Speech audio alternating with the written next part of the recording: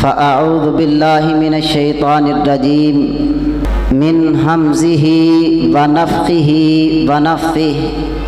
قال الله تبارك وتعالى في كلامه المجيد: ثم أورثنا الكتاب الذين اصطفينا من عبادنا فمنهم ظالم لنفسه ومنهم مقتصد ومنهم سابق بالخير بإذن الله ذلك هو الفضل الكبير.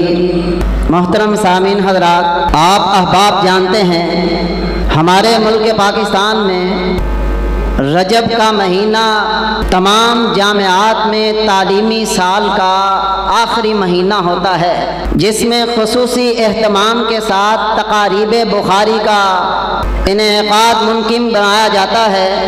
آج کی مجلس بھی اسی سلسلے کی ایک کڑی ہے. امام بخاری رحمہ اللہ کتاب الجامع الصحیح المسند المختصر من امور رسول اللہ صلی اللہ علیہ وآلہ وسلم و سننہ و ایامہ.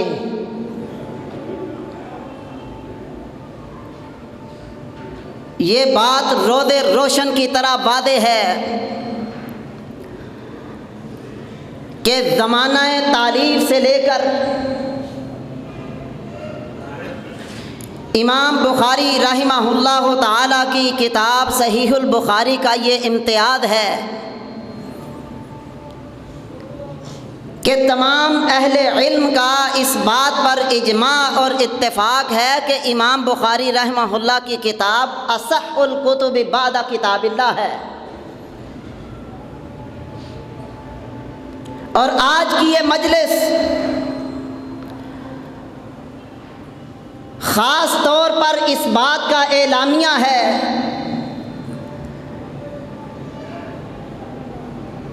کہ اللہ تبارک و تعالیٰ کی کتاب قرآن مجید کی جو تشریعی حیثیت ہے وہی تشریعی حیثیت حدیث کی بھی ہے. انشاءاللہ العزیز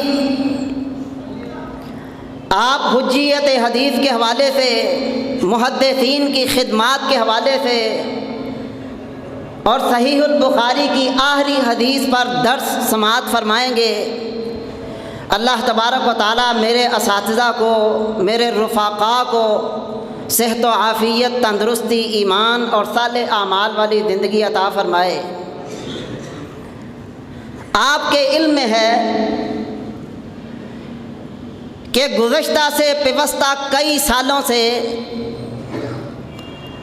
ہم یہ بات جاننے کی کوشش کر رہے ہیں،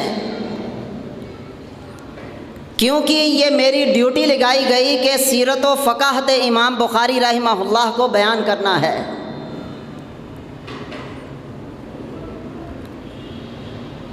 کہ امام بخاری رحمہ اللہ تعالیٰ کی سیرت، آپ کی خدمت حدیث اور اس کے واقعات میں آج کے دور کے اہل علم اور طلباء کے لیے کیا کیا دروس و اسباق ہیں، کیا عبرتیں ہیں. تو آج کی مجلس میں ہم مختصر وقت میں یہ جاننے کی کوشش کریں گے کہ علوم اسلامیہ، خاص طور پر علوم القرآن، علوم الحدیث، ان کی حفاظت اور ان کی رسوخ کس طرح ممکن ہے. ویسے تو محدثین نے اس کے لیے بڑی خدمات انجام دیں جو آپ سماعت فرمائیں گے انشاءاللہ العزیز. امام بخاری رحمہ اللہ تعالیٰ کی سیرت اور آپ کے واقعات اس بات پر دلالت کرتے ہیں کہ امام بخاری رحمہ اللہ تعالیٰ اس معاملے میں بھی کہ ہم حفاظت دین کے اسباب اور درجات جان سکیں ایک نمایاں خدمات رکھتے ہیں. نمایاں رہنمائی کرتی ہے۔ کسی بھی اہل علم یا طالب علم کے لیے یہ ضروری ہے کہ اگر وہ علوم اسلامیہ کی حفاظت کرنا چاہتا ہے، اس میں کردار ادا کرنا چاہتا ہے، تو اس کو 3 چیزیں لازمی اختیار کرنی چاہیے۔ اور حفاظت دین کی یہ 3 اسباب اور درجات اہل علم میں بیان کیے ہیں، اور امام بخاری رحمہ اللہ تعالی ان تینوں اسباب کو، تینوں درجات کو اپنانے، اختیار کرنے اور استعمال کرنے میں ایک نمایاں حیثیت رکھتے ہیں۔ 3 اسباب کون سے ہیں کہ حفظ، کتابت اور تعامل یعنی عمل کرنا۔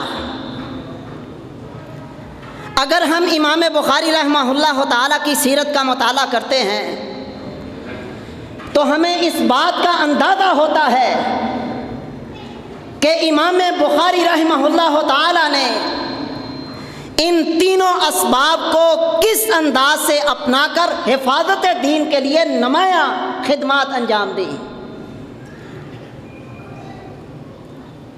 امام بخاری رحمہ اللہ حفظ کے ذریعے کس انداز سے حفاظت حدیث، حفاظت قرآن، حفاظت دین کے لیے خدمات انجام دیں۔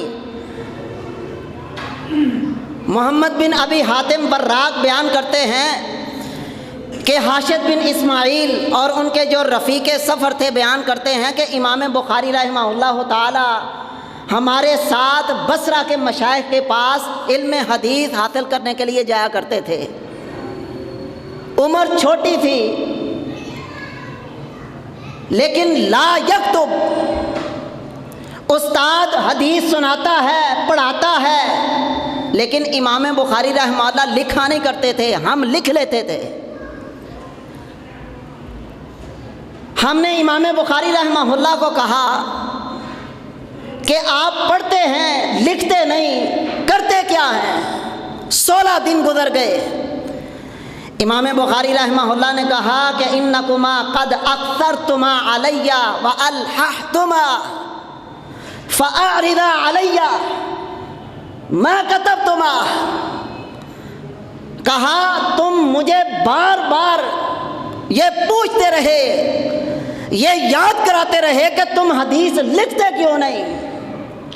آپ نے حدیثیں لکھی ہیں، لاؤ مجھے دکھاؤ کیا لکھا ہے۔ حاشد بن اسماعیل بیان کرتے ہیں فزاد علی 15,000 حدیث فقرأها عن ظہر قلب۔ امام بخاری رحمہ اللہ نے 15,000 احادیث زبانی پڑھی اور کہنے لگے کہ کنا نحکم کتبنا من حفظ۔ امام بخاری رحمہ اللہ اپنے حافظے سے احادیث پڑھتے جا رہے تھے اور جو ہم نے لکھی ہوئی تھی ہم اس کی اصلاح کر رہے تھے۔ امام بخاری رحمہ اللہ کے حافظے کا یہ انداز تھا۔ اور محمد بن سلام بیکندی بیان کرتے ہیں کہ امام بخاری رحمہ اللہ کو 70,000 احادیث زبانی یاد تھی۔ ان کے پاس آنے والا آیا، کہا لو جئت قبلو، اگر تو تھوڑی دیر پہلے آتا لرأیت صبیا یحفظ 70,000 حدیث، تو اس بچے کو دیکھتا جس کو 70,000 احادیث زبانی یاد ہے۔ کہنے لگے وہ پیچھے پیچھے گئے، جا کے پوچھا کہ کیا تم ہی ہو جس کو 70,000 احادیث یاد ہیں؟ امام بخاری رحمہ اللہ نے کہا نعم و اکثر، صرف 70,000 نہیں، مجھے اس سے بھی زیادہ احادیث رسول صلی اللہ علیہ وسلم زبانی یاد ہے۔ ولا جئتک بحدیث من الصحابۃ والتابعین، میں صحابہ اور تابعین کے واسطے سے جو حدیث بیان کروں گا عرفتک مولد اکثرہم ووفاتہم ومساکنہم، جس حدیث کو بیان کروں گا اس کے ایک ایک راوی کے متعلق میں بتاؤں گا، وہ کہاں پیدا ہوا، کہاں رہتا تھا، کہاں فوت ہوا، کن اساتذہ سے اس نے علم حدیث حاصل کیا۔ بلکہ امام بخاری رحمہ اللہ بغداد آئے، لوگوں نے آپ کے حفظ حدیث کا امتحان لینا چاہا، 100 احادیث 10 افراد میں تقسیم کی گئیں، 10 अहादीस की सनदें उठाकर दूसरी 10 अहादीस के साथ मिला दी गई। इमाम बुखारी रहमहुल्लाह के सामने फ़र्दन एक शख्स आया, 10 अपनी अहादीस बयान की। इमाम बुखारी रहमहुल्लाह हर हदीस सुनने के बाद कहते ला आरिफ़ु, मैं इसे नहीं जानता। उन्होंने ये समझा कि इमाम बुखारी रहमहुल्लाह को इसका इल्म ही नहीं है। इमाम बुखारी रहमहुल्लाह जब सारे फारिग हुए, इमाम बुखारी रहमहुल्लाह ने कहा कि अम्मल हदीसु कल अव्वल फ़कदा व तानी कदा व तालिस कदा। इमाम बुखारी रहमहुल्लाह ने कहा कि जो तूने 10 अहादीस सुनाई हैं, पहले इस तरह थी, दूसरी ये, तीसरी ये, चौथी ये, एक हदीस उसको सुनाई और कहा कि इसमें तुमने ये तहरीफ की है, इसमें ये तकलीफ की है। लिखने वाले लिखते हैं, ये कोई उचंबा नहीं कि इमाम बुखारी रहमहुल्लाह ताला ने 100 अहादीस बिसनद सही उनको बताई। उचंबा ये है कि उसी मजलिस में बैठकर इमाम बुखारी रहमहुल्लाह ने 100 मकलूब अहादीस, मकलूब रिवायात सुनी और 10 अफराद को ज़ुबानी उसी मजलिस में बैठ के सुनाई कि तुमने ये सनद फ़लाँ पढ़ी, इस हदीस की ये सनद पढ़ी। इमाम बुखारी रहमहुल्लाह ने अपने हिफ्ज़ के ज़रिया उलूम इस्लामिया का, उलूम कुरान का, उलूम हदीस की इस तरह हिफाजत की है और इसी तरह किताबत के ज़रिया इमाम बुखारी रहमहुल्लाह ताला का इसमें भी कमाल अंदाज है। लिखने वाले लिखते हैं कि इमाम बुखारी रहमहुल्लाह कहा करते थे शाम, मिस्र, हिजाज कई मरतबा गया, कूफा, बगदाद में इतने सफ़र किए कि शुमार में नहीं है। किस मकसद के लिए? हदीस का इल्म हासिल करने के लिए। और इमाम बुखारी रहमहुल्लाह ने अहादीस जमा की और इमाम बुखारी रहमहुल्लाह ने जब अहादीस को मुरतब किया, तर्जुमतुल बाब कायम किए, अहादीस को तरतीब दिया। इमाम बुखारी रहमहुल्लाह रात को 15 से 20 मरतबा सोने के बाद उठा करते थे, कोई बात याद आती उसको फ़ौरन हवाशी और तारीखात की रोशनी में लिख लिया करते थे। 16 साल की अरसे में इमाम बुखारी रहमहुल्लाह ने अल जामिउ सहीह की सूरत में वो नुस्खा पेश किया, वो अजीम खिदमत हदीस पेश की कि जिसको असहुल कुतुब बअद किताबिल्लाह कहा जाता है। ये इमाम बुखारी रहमहुल्लाह का अंदाज़ था और वो कहा करते थे लम तकुन किताबती लिल हदीस कमा कतबा हाउला। जिस तरह ये लोग हदीस लिखते हैं, मेरा अंदाज़ वो नहीं जो इनका है। इज़ा कतबतु अनिर रजुल, जब मैं किसी भी रावी से हदीस लिखने लगता हूँ, सालतुहु अन इस्मिही व कुन्नियते, मैं उसको पूछता हूँ तेरा नाम क्या है, तेरी कुन्नियत क्या है, तूने किन उस्तादों से इल्म हासिल किया।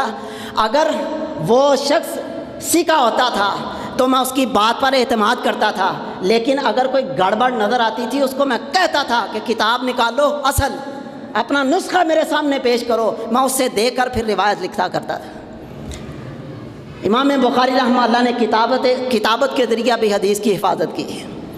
आज तो लोग मुँह उठा के कह देते हैं हदीस की हुज्जियत के हवाले से तफसीलन आप मोहतरम अतीकुर रहमान अलवी साहब को समाअत फरमाएंगे, लेकिन मेरा ये दावा है कि कायनात के आगाज़ से लेकर अब तक हर दौर में हदीस रसूल सल्लल्लाहु अलैहि वसल्लम की किताबत पर एतराज़ उठाने वालों को मैं ये कहना चाहता हूँ कि उस दौर में, उसके बाद अदवार में किताबत यानी लिखाई के जो असबाब मौजूद थे, रसूलुल्लाह सल्लल्लाहु अलैहि वसल्लम के दौर में भी, सहाबा के दौर में भी, ताबईन के दौर में भी, सहाबा मुहद्दिसीन के दौर में भी, हर दौर में हदीस की किताबत का अहतमाम किया गया है। और तीसरी तामुल, इमाम बुखारी रहमहुल्लाह का ये दावा था और ये हकीकत पर मबनी था कि वो कहते हैं मैं कोई भी काम करता हूँ बग़ैर मकसद के भी नहीं होता और बग़ैर दलील के भी नहीं होता। आप अंदाज़ा लगाएं, इमाम बुखारी रहमहुल्लाह की सीरत पढ़ें। इमाम बुखारी रहमहुल्लाह ताला सामान मौजूद है फ़रोख्त करने के लिए, तुज्जार आते हैं, 5000 दिरहम उसकी कीमत लगाई। इमाम बुखारी रहमहुल्लाह ने इनकार कर दिया।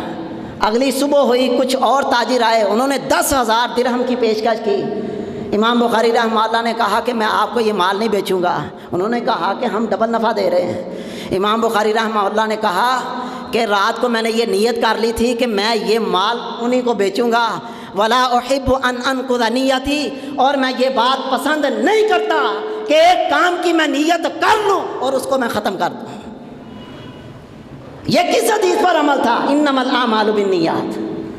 امام بخاری رحمہ اللہ نے ہر حدیث کو لکھا اور اس کے مطابق عمل بھی کیا ہے۔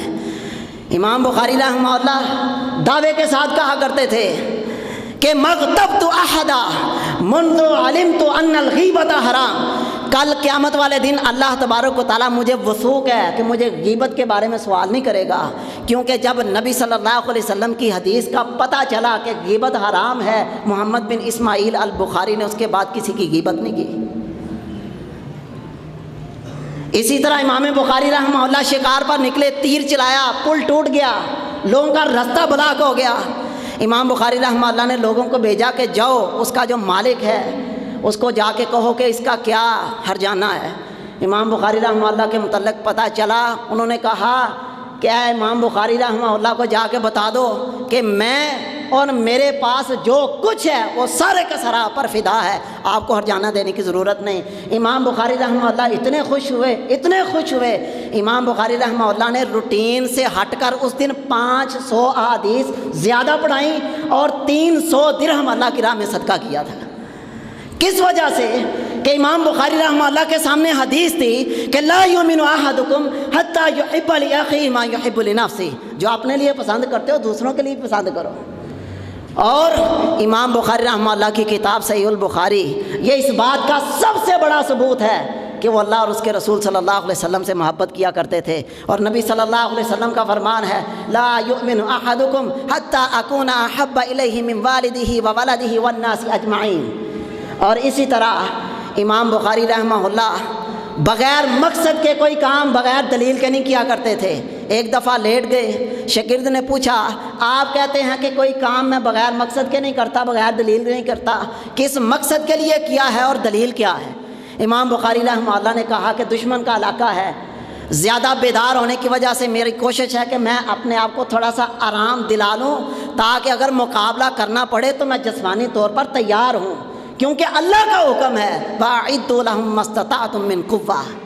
یہ امام بخاری رحمہ اللہ کی سیرت ہے، یہ ان کے واقعات ہیں جو اس بات کی دلیل ہیں کہ آج کے اہل علم اور طلباء اگر چاہتے ہیں کہ علوم اسلامیہ کی حفاظت ہو، علوم اسلامیہ میں رسوخ حاصل ہو، تو اس کا ایک ہی طریقہ ہے کہ علوم اسلامیہ، علوم قرآن، علوم حدیث کو یاد بھی کریں، اس کو لکھیں اور اس کے مطابق عمل کریں، کیونکہ رسول اللہ صلی اللہ علیہ وسلم نے جو 5 سوال بتلائے ہیں کل قیامت والے دن، ان میں سے آخری سوال یہی ہے کہ ماذا عمل فیما علم، جو علم تھا اس کے مطابق عمل کتنا کیا۔